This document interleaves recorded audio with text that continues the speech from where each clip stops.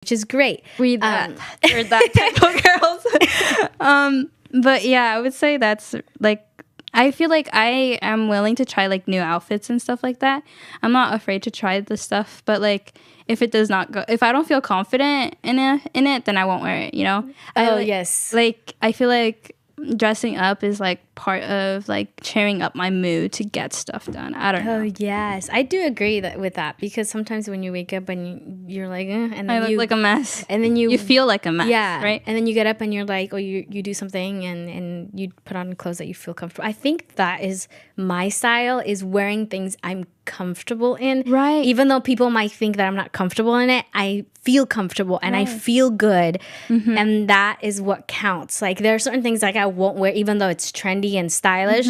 I won't wear it because people are wearing it. I'll wear it because I want to wear it and I feel good in it. Yeah. And I think it took me a while for me to be that. I used to dress in just hoodies, like same. Pure hoodies, like in Literally, sweatshirts and elementary school, even if it was like 80 degrees, I was like not comfortable at all like wearing tight stuff.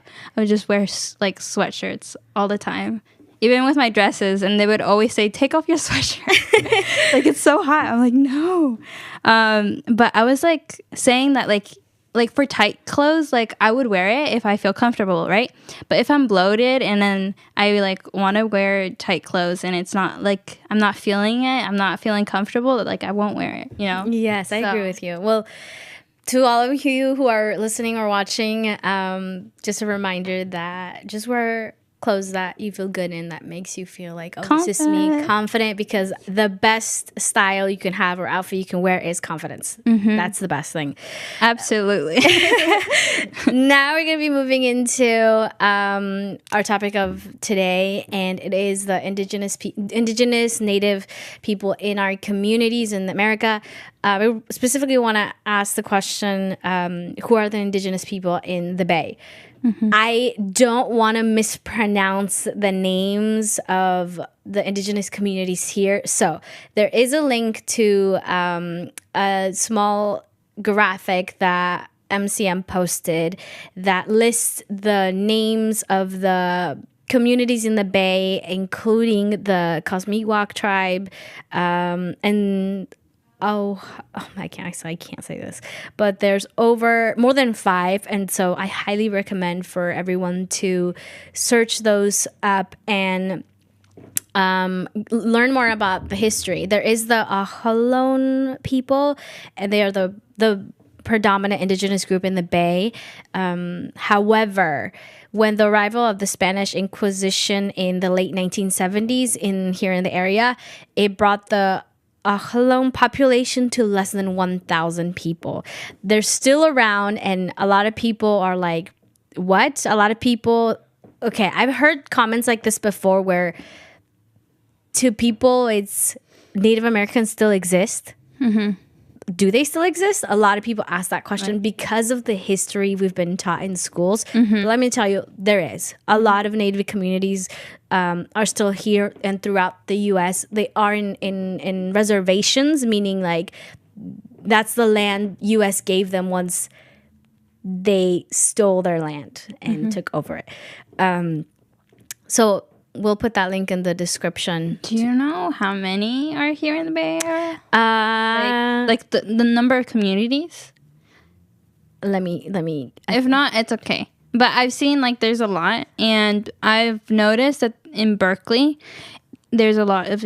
I think it was indigenous land, and they always like say like they always announce it like this is indigenous land, and in Berkeley, UC Berkeley. Yeah. Okay, there is a lot of people over there. So right now, I just read, and it's about 9. It might be more. There's 9 that are. Let's do this. There's 9 that are like Native Americans, you would call them, or Indigenous Americans. However, specifically here in Canal and in San Rafael, there is so many indigenous people here from Guatemala, Mexico, Peru, Colombia, and which is interesting because it is America technically, right? Yeah. I include myself in that. My family, we speak our Quiche, which is from our back home, but here It's Mayan. Yeah, it's a Mayan language. So you'll hear quiche, mam, calquiche. There's so many other ones. There's a lot. And so it's interesting because like it's a mixture now. Especially in our community in the Bay. But that was where I wanted to start off, just to acknowledge that there are amazing Indigenous communities here still, and they're in the fight of reclaiming their land, reclaiming their culture, because as you guys might know or might not know, that because of the Spanish colonization and all the European countries coming here and taking over the American lands, they lost a lot of their culture. And so generations like us don't know a lot about their history. So when I say reclaiming their culture, meaning youth like us are trying to say, we're not going to let this die, which is very important, I think. I feel like for us, like, it's important to recognize our ancestors, because you are who you are right now because of your ancestors, you know. So it's important to learn like where you come from, and honestly, I believe we're all coming from the same place at like in the beginning of all of this, but it's really cool to see like your past ancestors, where they were at and stuff like that. But a lot of people get confused of what's the difference between Native American and Indigenous, or if there is a difference. I want to hear about you first. I did some research, and I just wanted to give a disclaimer that although like we're gonna be talking about this, we just done some research, and we can't talk like we're professionals, or you know, well knowledge. Yeah, and we can't speak for all Indigenous people.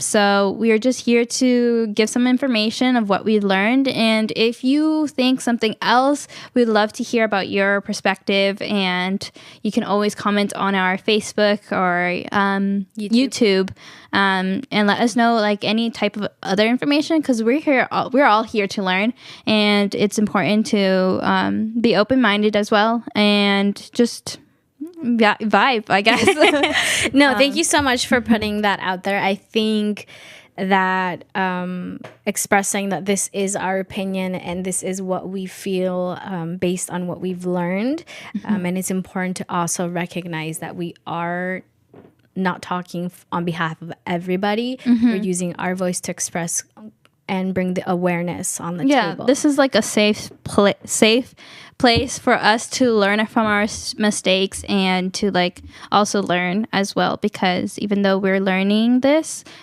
I'm pretty sure there's more information that we haven't catched up yet, because there's just a lot of history. Yes, it's a lot of history.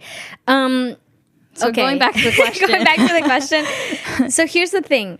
When you're an immigrant coming to the U.S., you hear about Native Americans. And you have the usual of thinking of how they dress. And I always think of Native Americans when I think of like Peter Pan from Disney. Really? Yeah. Why? Because they have like the Native Americans when Peter Pan goes, and they have like their teepees, right? Teepees, is that what you call it? I don't remember. Peter Pan. I just remember Peter Pan being like the green. Yeah, but I'm like just within the movie, you'll see they'll go into with like a native, and they have like feathers, and so when I was little, I grew up thinking of Native Americans like that. Okay, Native Americans, correction, and then Indigenous people. I thought of me and my family and where I come from in Guatemala, because our like Indigenous community is so different. We have different cultures and different, but nowadays, I think that when I think of Native American, I'm like, Native American to me means like the Americas in general, right? Like starting from Canada and down. Yeah. Because technically this is America. Indigenous people and communities, I've also kind of just generalized it as people who've been here before the colonization. European. Yeah. Because when I come and I talk to people, they'll always talk about indigenous communities, Native communities, Native American communities. So it's kind of a little bit of mixture. But I think the most important part for me is understanding that they were the people who were here before all of this that happened. I would say for me, when I was little, I didn't even think about this. I wasn't even thinking about like where my past ancestors were. Like, I agree with that too. I just remember like when I was 5 years old, my mom was like, "We're gonna go to Guatemala." I'm like, "Okay." Like, I want to go to a new place, and so I saw a lot of people, Latinos, right? And I grew up like in Novato, so there's the majority is like white people. So like I don't know, I just like never thought of like being any different from the people around me. And then I like was like in school learning about Native Americans, and I was always like I remember like always reading books about them in school, and I just thought of them like them living here and stuff like that. And then as later on, as I grew up, like when I was like 6 or 7, I like was noticing, well, in Guatemala, I've seen people with their, you know, their clothes, their traditional clothes. Do you know what's it called? I know I'm putting you on the spot, but like I think Mayans wear it too. Yeah, well, I call like the bottom part a corte, Okay. and then the top part it's huipil. Huipil. But I think that's the Spanish way to say it, because I think there's the Mayan way to say it as well, which it's not coming out the top of my head. Oh, that's interesting. I just like call it Guatemalan traditional clothes, but like, yeah, I should know those words. But yeah, I was like, as I grew older, like I grew up learning more about my culture, which is amazing because in school, I mean, most of the time when I was little, I was spending in school and at home. And, like, my parents didn't even have time to, like, explain that much about my culture and stuff. Until, like, presente, I learned more about that I'm, like, mestizo, like, indigenous and European and mixed. And it was, like, really interesting because the first day I went to presente, I was like, wait a minute, where am I? Like, no, like, where is my ancestors? Like, I was like thinking like, okay, do I know any history of my ancestors? And then I replied, no, I don't. And then after presente, I was like, oh, okay, like I know at least some part of some history of my past generations and stuff like that. So yeah. I wanted to add, I think you were born here, right? I was born here. Yeah. Okay. So we have a bit of a different, experiences because you knew nothing. Until I went. I lived to Guatemala just like 1 year. Oh, you lived? Yeah, in Guatemala for a year, and then I came back. Okay. I grew up like until I was 7-ish, I think. I grew up in Guatemala. So my first language wasn't Spanish. It was our native language. And then it was Spanish, and then it was English. But I knew my culture, and however, growing up here in America, because English dominated, and again, I grew up in Canal and Terra Linda, and Terra Linda is very white dominant. I slowly kind of pushed my culture back because of no one related to you, and you didn't see representation around, and that kind of slowly went away. So it's kind of interesting to see that. And you talked about like when you filled out presente, do you know your past history? Yeah. You know, one thing I always struggled with is when they asked you that question of like your race and ethnicity. You're like white, and then there was a Native American part, right? And here's where I had a hard time, because I'm like, I don't think I'm white, but I'm also not like super dark skin, but I am a colored person. I'm not Native American here in the US.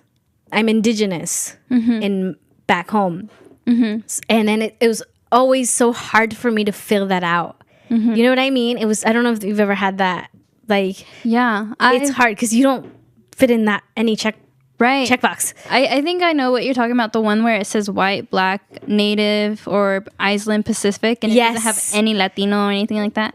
Yeah, or now I think over the past they have Hispanic, Yeah, there's like a certain like section where it's just that. I did that a lot for like FAFSA scholarships, and even applying to colleges. You have to fill that out, and I always. And then they had other, and I had to fill out the other, and I'll be like, I'm indigenous from Guatemala, slash. I think I'm also part European. I have Hernandez. Hernandez is my last name, so it's a very Spanish last name. But for me, it has always been such a hard. I was always so confused growing up who I was, what I was. Not like I don't know who I am, but like on paper, like how do you do that? For me, I would put like Pacific Islander, because like I don't know what else to put. My mom said to put Pacific Islander, so I just put that. Not gonna lie, I think I changed it so many times. Me too. I was like so confused, but I still don't know like what to put. I just put other now if they have the options and stuff like that. I'm like, I always put other too, and if they have like the little description, I'll put it in. If not. Some of it sometimes it's not required, so I just don't even answer. I was like, no. But yes, going back to the research of this question and why I asked you, well, there's like a website called americanindian.si.edu, and it's like called Native Knowledge, and I was looking up if American Indian, Native American, Indigenous, or Native are the same terms. And here, this is what they say. Because your answer was kind of different, so it kind of surprised me. But I want to share this out of what they say. And they say that all terms are acceptable. The consensus, however, is that whenever possible, Native people prefer to be called by their specific tribal name. Agreed. Like what you said. In the United States, Native American has been widely used, but is falling out of favor with some groups. And the term American Indian or Indigenous American are preferred by many Native people. Native peoples often have individual preferences on how they would like to be addressed. So I feel like it depends on like who you are, how you want to be named. And then it says, when talking about Native groups or people, use the terminology the members of the community use to describe themselves collectively. So I feel like your answer overall is like I was talking from my experience. But yes, I would say it just depends on the person how they want to be called, and I feel like it's the same as like people who do not like to be called Black people. They like to be called I forgot the other term. It's blanking out. Person of color or African American. Oh, okay, or yes, person of color. It depends on how they view it. And like I feel like Mexico, they have Chicanos, which Chicano. I just learned. And yeah, it's just I think the key part here for me is always asking how they like to be referred as, because I think Native American, Indigenous people, person, it's so general that I think it doesn't feel, for a lot of people, like they don't feel represented. Because for Indigenous people, and you know, there's the Mayan, there's the other one. Oh shoot, in Mexico, Aztecs. Yeah, there's so many different ones, and I think for people to feel represented and feel like, oh, just to be respectful too, I think, and being just generally like nice and making feel people good, is asking how, you know, where are you from, if it comes up, of course, and then be like, you know, what do I call you, or what do you like to be called, in that way. Yeah, I was gonna say that, like, some people ask like where you're from, and they say like from the Bay Area, right? But if you want to learn about like their past ancestors, you can say like, what's your ethnicity?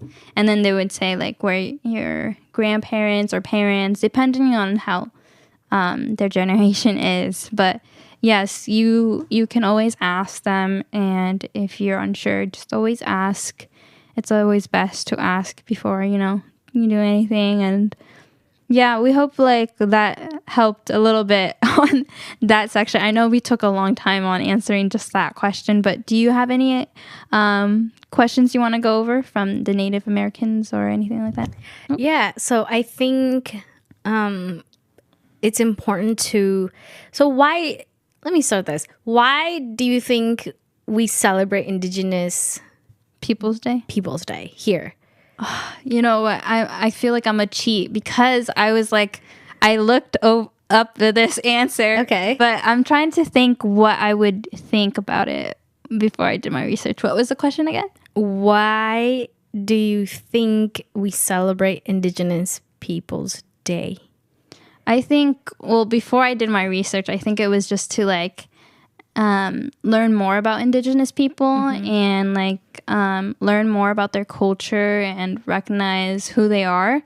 And like I've always like heard about school, like about Indigenous Day and how to like recognize who they are. And yeah, because their culture is very different compared to others. So yeah, that's all I would say if I didn't do my research. Now, doing your research, what would you say? I feel like because like of Columbus Day, like I even like remember vividly my 7th grade history teacher. He literally said, Columbus Day is not what you think it is. And he's like, it's actually horrible and you'll learn more about it in high school. I was like, okay. I was like very intrigued because I was like, what is he talking about? Like, I've never heard of this.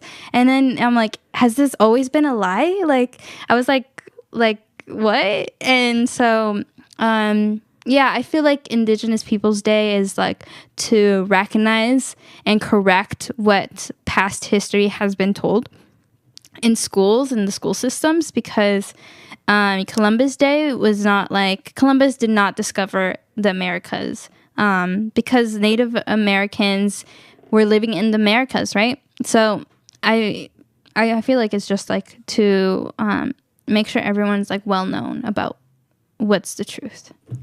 Yeah, I think so. Columbus Day is on October 10th, and over the years, it's been celebrated by the American communities. However, you said something so important there that in schools, and I remember this too in elementary, we talked about Columbus's arrival here in the Caribbean islands, I believe. I think he was also yeah. Sorry. No, right? Caribbean islands? He landed, yeah, I'm pretty sure in the islands. He didn't land here. But with his discovery, everybody else came along. Right. I also wanted to mention, I think Columbus was in a dollar bill. Maybe he was. I'm going to have to look that up. But he was in a dollar bill, I believe. They recognized him like a very like, oh my God, yay, he landed here. Oh no, he wasn't. I don't know very well. Oh, I think he was the 11th dollar. Let me okay, you guys, you can continue while I look. Well, I was just saying that over the years, with the indigenous communities, they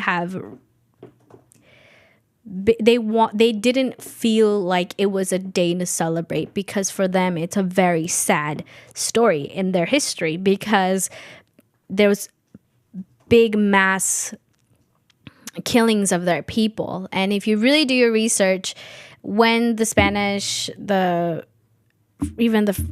different people came here, they forced these native communities to speak English, and they were sent to boarding schools type, where they were slavery. Remember? They were slavery, and they would send kids to these boarding schools. And what happened, I think we talked about this on another show too, where they would send the kids that they would send them to these boarding schools, and they would come out very different from when they went in. And it just basically was an opportunity to wipe out their language, how they did things, and put them in a very different way. And you can even search it up, and you'll see before and after photos. And it was a really sad part of their history, because they were just taking their culture away. So I also like when you were sorry. Go ahead. When you were talking about that, it just reminded me of like books I've read before or documentaries where you see them having long, beautiful hair, Native Americans, and they were forced to cut it in boarding school. into short. Yeah, and I remember like they couldn't say any of their native tongue or anything like that, and if they do, they would like wash their mouths with soap. Like that's how harsh it was. It was like the past was horrible. Yeah, we have a very dark history of Native Americans or Indigenous communities here, and it's very sad. So that's why, in my case, I love to acknowledge the people that were here before, because as much as I have so many amazing opportunities now, I know there was a big price a lot of people paid for. And so that's why I do like to recognize that. And I've gotten to work and be with a lot of Indigenous communities, which has been a blessing, and to learn from them and get a perspective that I never thought I would get. I do want to say, go ahead, before we do any breaks or anything like that, that I did search it up, and it's not the $11. Can you guess what it is? It's a hard one. It's the $2 bill. I don't know what's the $2 bill. I don't even know my dollar bills and presidents and stuff like that. But it's half a dollar. Half a dollar. There was a half a dollar. There was a half. Yeah, I remember being it. I remember like back in the day, like it was like so recent that like they changed it. I think there's still some around, but yeah, I remember that we have a half dollar. So I did not know that. There it is. 50 cents? 50 cents. Oh, okay. That's interesting. Okay. Well, before we continue on with the show, we are going to listen to Walking Stars by Ismael Lara, and we'll be right back with the show. Thinking of your smile and your perfect laugh, I know you're still alive, cause I feel presence next to me with you by my side. I'm indestructible, more powerful, I'm gonna make you proud, saying I don't wanna one south. Fast tracking through the Golden Gate, trying to get home a buy. I know everything's gonna be alright, cause last week I seen you in my dream, and you said it ain't bye. You said don't shed no more tears, I just want you to know these sparkling tears contain core memories and spark the projection from the fondest memories of my life. Each tear's a flashback, each tear runs down my face like a half bag. I celebrate them, this path I was meant for. Pain and lessons, gifts from the heavens, no longer question. They strain my bond, my sons, so we don't commit the same mistakes in the streets cold game. To transform darks to light, we meant for. To help all the spark they shine, I was made for. I am king, gradual unconditional love is what evolved my wings. This is how I flew out of eternal purgatory, changing my patterns to aviate your fly patterns, moving through the cosmos like the Green Lantern. With you by my side, I'm afraid to fly. With you by my side, I feel the urgency to truly live life. With you by my side, I understand we don't ever really die. We walking stars destined to rise. We rise.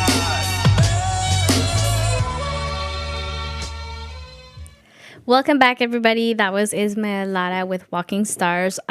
Speaking of Ismael Lara, we are going to have a panelist a talking event in College of Marin. We will put the information on the description, so if you can go, I would highly recommend on going. We'll be talking about the recent incident with Mateo, and we'll have we're going to be talking on there about the situation and how we feel about it. Anyways, I encourage everyone to go. And then we have the Mill Valley Film Festival. It's from October 6th to Sunday, October 16th. Being very honest, I don't know much about the Mill Valley Film Festival. We are going to go today to go watch a film with MCM team, and I'm very excited, and hopefully we can do a show on it because it is a big event that happens in Santa Fe, Mill Valley. So I highly recommend for all of you to do your research, and for sure we're going to have a show on it to talk more about it. And then on Monday, the 10th, there is going to be an online discussion hosted by the Cosmiwalk of Marin Project to learn more, to celebrate Indigenous Peoples Day. So I highly recommend for all of you guys to watch. It's free, and you can register at bit.ly/cosmiwalk Zoom. I highly recommend for all of you guys to go there too. And then we also have our host Kimberly is currently organizing a hygiene pack for the homeless. If you're interested in supporting, contact Kimberly at Kimberly Escobar on IG. We will put that information on the description below. And thank you, Kimberly, for doing this. I know that it's very special to you and you're doing such an amazing job. And shout out to you. I know you're in the production team behind right now. But thank you so much. And yeah, let's support the community, and thank you for organizing that. Last thing is, if you have any suggestions for Tay, for us or the host, you can DM us or message us on Facebook at Tay Radio Marin for suggestions. And if you have music that you'd like for us to play here, let's get in contact. We'd love to hear your ideas. Yeah, that was a lot of PSAs. I feel like we have lost track of mentioning that we need new music, and we're very excited to hear about Ismael's new music. But like, we would love to hear anyone else who does art, like art music, anything.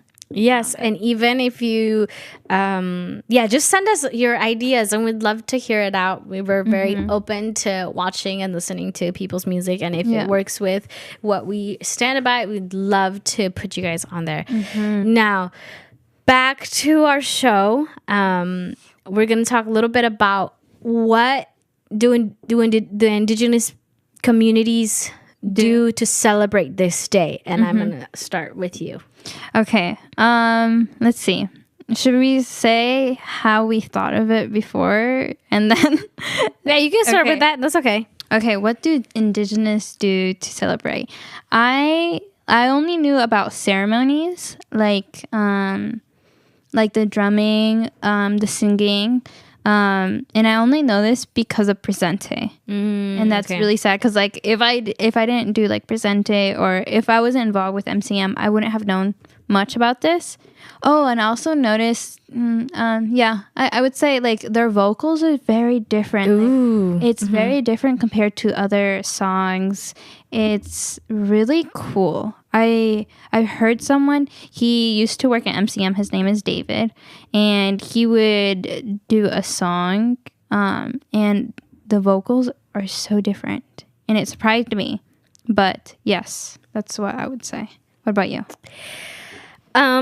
So because I've been a little bit involved with Indigenous communities, I know a lot of them do ceremonies. I know a lot of them do dances and songs, and like you said, I am fascinated when they sing, the energy that they bring, and sometimes I get goosebumps, like I get chills, because of how like their vocals can touch, and you can feel it, and it's an experience that I'm like, oh my god, it's so amazing. Yes. And the reason why we say it's like so different is because, like, you know how people have like a song ready, like a karaoke song ready, production and everything, but this one is like, you literally, it's like all natural, like, you know, like you don't use like electric beats or anything like that. It's literally drums and their vocals. Oh my god, I forgot to bring my drum. I said I was gonna bring it. It's okay. But their drums, a lot of them are made of deer skin, and they will make it, and they cherish that because it's so personal to them. And I got one gifted by Barbara, who is part of the Marin County Foundation, right? I'm not sure. MCF, I think it is. And she made it for me, and I have it, and I will do my best to use it more often. But it is truly interesting, the sound and how they are so connected and like rooted to Earth. But yeah. Do you want to talk about what they actually do? Yeah, for sure. I was looking it up as well, more information about this, but the ceremony is like, it's an important part, but they do it in different forms. Like there's a ceremony, there's a storytelling, and they do it like celebration. They do ceremonies for mourning. I think they do one usually on Thanksgiving, because Thanksgiving Day is something completely different from like how people celebrate Thanksgiving, because it's a horrible past for Indigenous people. So they do mourning on Thanksgiving, and then I would say basically they tell events in Indigenous people's lives, both past and present. So that's what they do for performances. Yes, and I do want to give information on the International Indian Treaty Council annual Indigenous Peoples Day events, and this is on October 10th. It's on a Monday, right? October 10th. Sounds like it, because we're in the 7th. Yes, and it's the annual sunrise gathering on Alcatraz Island, commemorating 530 years of Indigenous residence, cultural residency, and survival in the Americas. There's the I'm going to say this wrong probably. Ahalom welcome the Pomo and Aztecs dancers, all national drums, other Indigenous cultural presenters, and special guests. So keep in mind that boats depart from the Pier 33. Tickets office opens at 4 a.m. Boats depart at 4:30, 4:15, and 5:15. All boats return by 9 a.m. and tickets are $11. Children are under 5 are free. And there is a link on that we'll be putting on the description to go. I've been wanting to go to this, and hopefully I can go this year. But they do dances and a ceremony on the island of Alcatraz, and I think it's so important because it honors the people who were here before, and I wish there was a way that the cultures could have merged together in a very not horrifying way the way it did, but it is what it is. The only thing we can do now is really put that on the table, the history and how these communities are still here, and just respect. I mean, I personally I have other different beliefs and perspectives, but one of the things that I've always pushed for is respect, and the respect of communities and cultures. And it's something that I know, because when someone disrespects my culture, like, I know how that makes me feel. I know how it made me feel growing up. And so one thing I always try, and I'm not perfect, obviously, I think I've made so many mistakes, but I do my best to, acknowledge that. I would also want to add some information that Indigenous performances can be referred to, and this is from research, refers to acting, dancing, dramaturgy, I'm not sure if I'm saying that right, and directing. So there's a lot of that stuff that comes with performances, and I feel like it just depends how they roll with it. Yes, and speaking of all of these performances and things that they do, I want to talk about what is appropriate and what is not, and when to record a performance. I know you did your research on this. Do you want to start, and then I'll kind of add on to what I've personally experienced? Yeah, I would say, like, it depends on the people. I feel like you have to first ask permission about if you should record or not. And I feel like there's certain songs you can't, like, record about. But I think that's all I would say. Yes, I agree with you. I was part of the Indigenous Healing Center. I worked there for almost a year, and I was the photographer and videographer at most. And one of the things that they were really big on emphasizing on me was the fact that what they were doing wasn't just a show. It was so important, and there's a huge respect around it. And so there were certain times, like pre-ceremony, the actual ceremony, I was allowed to record and take photos. And a lot of my photos are being used around, and they're always before the ceremonies and after the ceremonies. There was one occasion where I was allowed to film the ceremony, but I remember that it was that I wasn't allowed to share it anywhere else because it's so important to keep that. And like you said, there's a lot of songs that aren't allowed to be recorded. Javier and I actually got to do an opportunity a few years ago where we got to do the I forgot the name, and it's Barbara is part of it, and they do Healing Circle. no, it's the women something. But again, it was a very private event, and we weren't allowed to film, and but we got the chance to do that. It was so awesome. So again, it's just also respecting that part and asking if it's okay to film.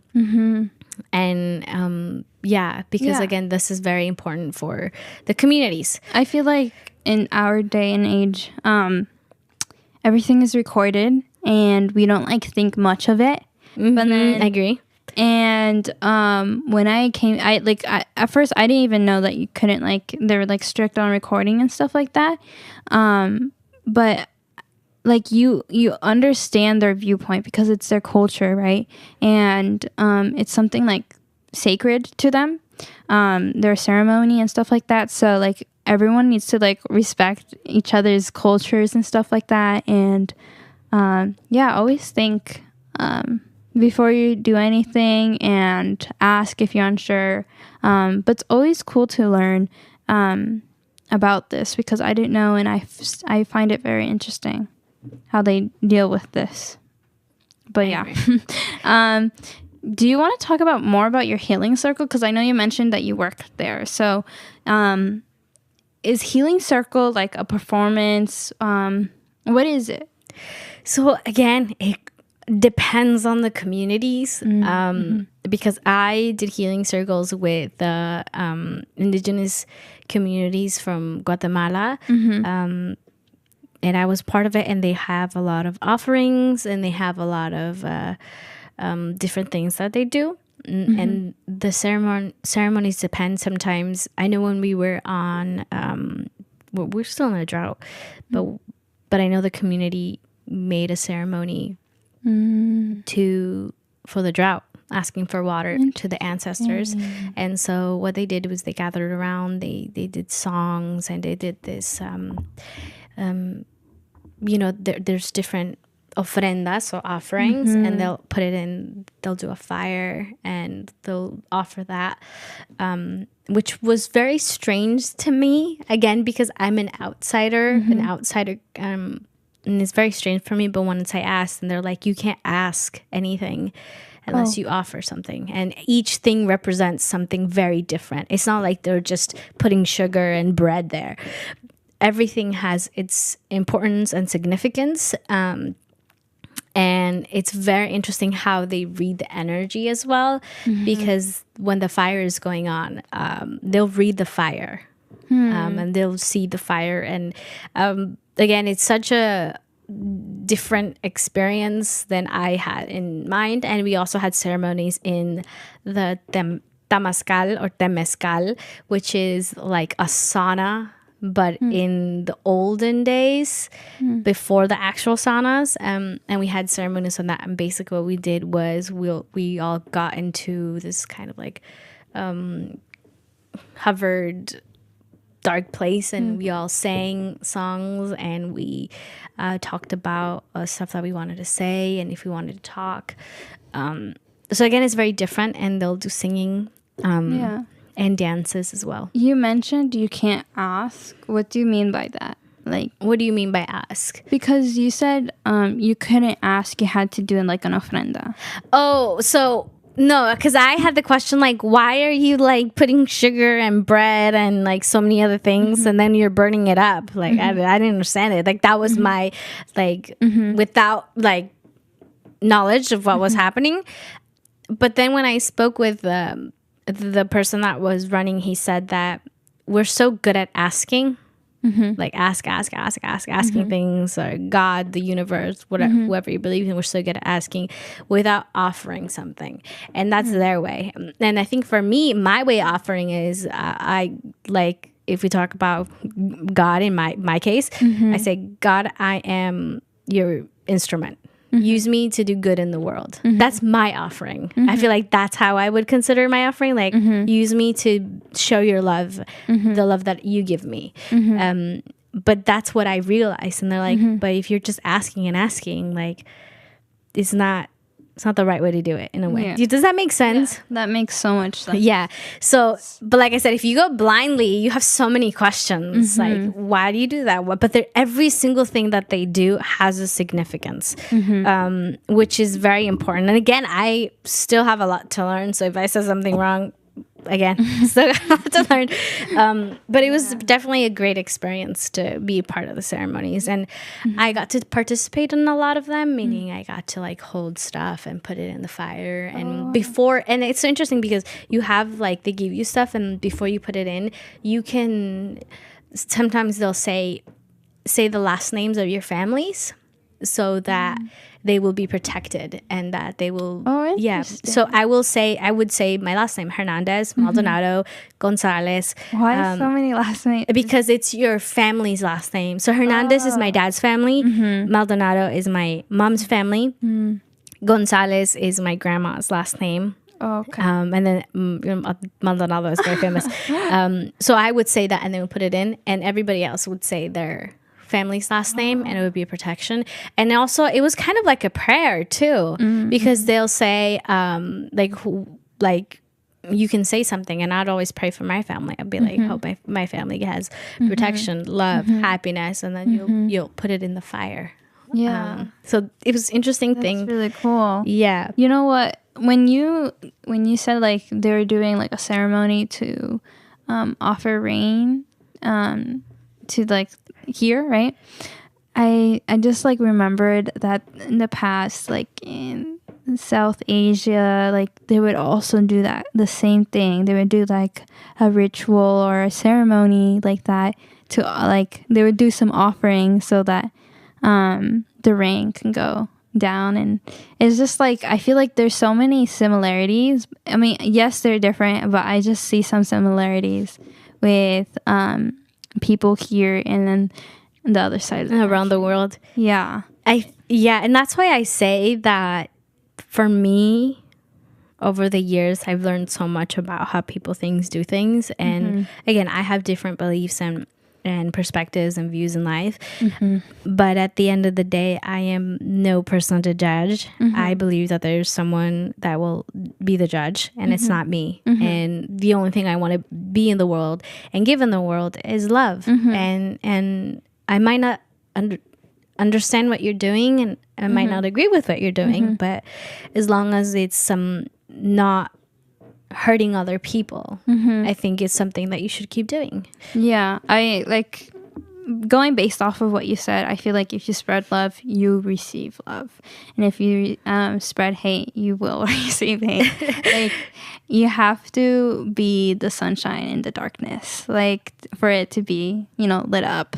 And yeah, and it's sometimes hard with so many cultures too. Sometimes what's right for one is wrong for the other.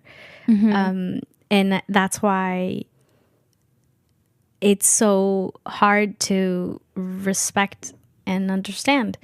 But the key thing is, I always think about myself, and I always think about the little kids growing up. How do they feel?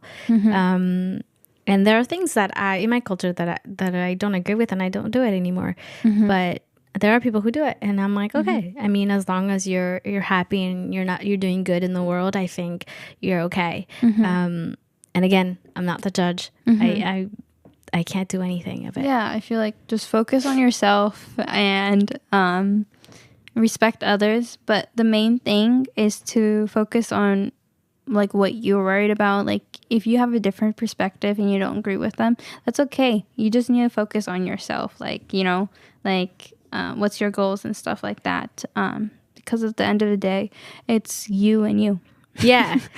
I love something that someone said to me the other day, and it was that whatever people think of you and what, when they go to sleep, it won't affect you, because like they won't be thinking about you. Like, they can say it, right now. Yeah. They can say it out loud. But at night, they won't be thinking about that. They'll be thinking about what we're going to do tomorrow. What, you know? And so it just reminded me of like, oh, shoot. Yeah. Right? That don't let that dominate you. The views and perspective of other people's dominate you, because at the end of the day, sometimes they don't even remember what they said or what they thought. I wanted to say this deep comment, but it's so true. Go ahead. Like, I've always say, like, there's like people who, like, I'm a person who stress out, right? And if you get anything from this, I feel like it's just do the stuff you love, and like, I don't know, like, respect other people, but do the stuff that you love, because at the end of the day, everything that you do in this world is in vain, because everyone will die at some point. Everything stays. So everything that you do right now will be in vain, because you will die. Like, like, this is like a deep comment, but it's true, because everyone's gonna like die at some point. But during the meantime that you're here on Earth, do what you love, and if your viewpoints is different from others, just let it go, because like, it's you and yourself. You know that, like, you, myself, and I, like, I keep wanting to say that, but it's true. So yeah, I agree with you 100%, because when you pass, you take nothing in this world. Nothing, like, nada. It's so crazy to think about it. But everything you own will stay. And that recently happened because that realization came to me because my neighbor passed away, and they moved and they threw everything they owned. They donated it. They threw it away. And my grandma was like, when you die, you take nothing. Like, you're just putting it's insane. So I agree with you, and kind of wrapping up the show, that these communities, the land that they were in were stolen, and we can go, this is a long conversation, but their land was stolen. A lot of them are put in reservoirs that are in terrible conditions, like horrible conditions. And I have seen it.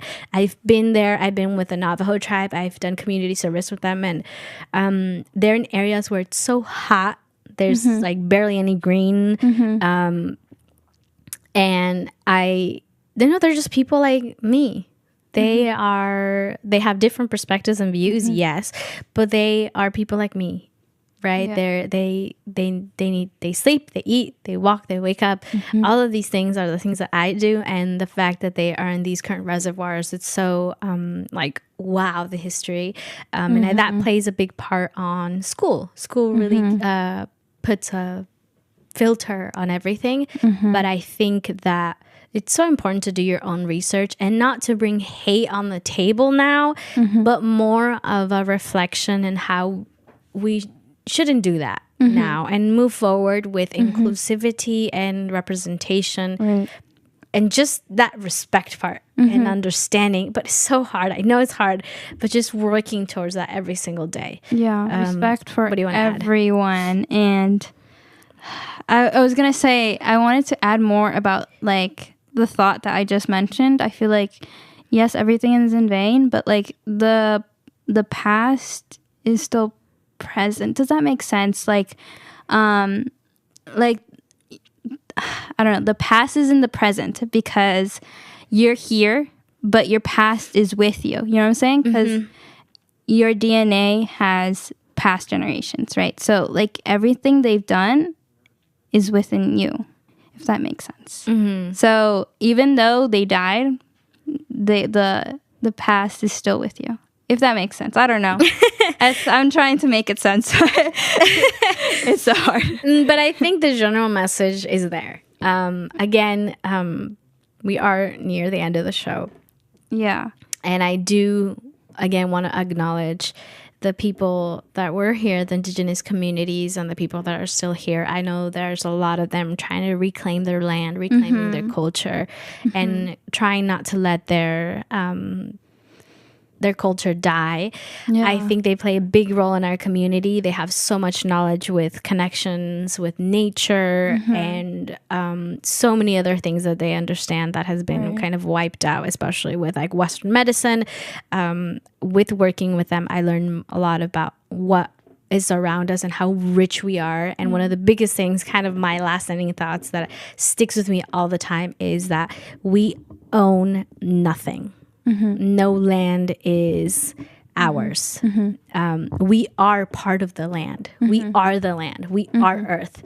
And that to me stuck with me because we're so constantly fighting in wars about land. And then they're like, it's us. We are that land because we die, we decompose. And we, it's the same thing. So it's crazy for me to have that in back of my head. And so I'm like, wow, I'm part of this.